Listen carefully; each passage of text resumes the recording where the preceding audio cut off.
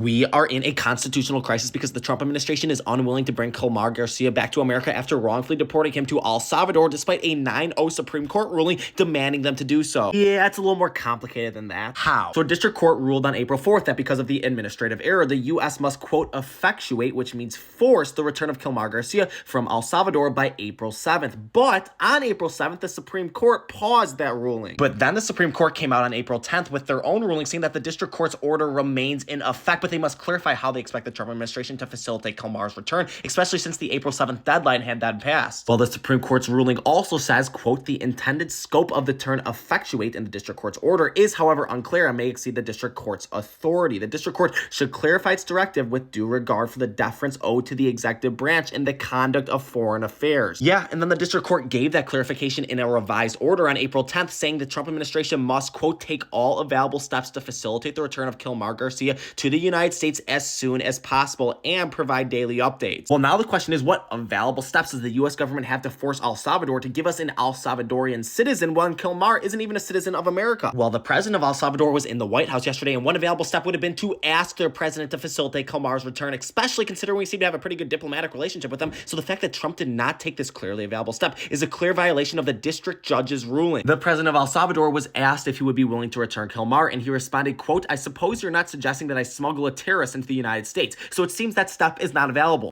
He wouldn't be smuggling him here. He would be following a court order to bring back a wrongfully deported union working man married to an American citizen with 3 special needs American children back to America. The president of El Salvador is not required to follow U.S. court orders. So what do you suggest we do since he refuses to return Kilmar? Does the district court now have the right to rule that we declare a war on El Salvador? No, but they have the right to order Trump to do everything possible to bring a wrongfully deported law-abiding man back to his family, and Trump failed to do that. Well, the Trump administration claims they're following the directive to the extent that they can, and that they would provide a plane to Kilmar if El Salvador agreed to release him. It comes down to the court order saying Trump must do everything possible to return Kilmar, and instead he did nothing.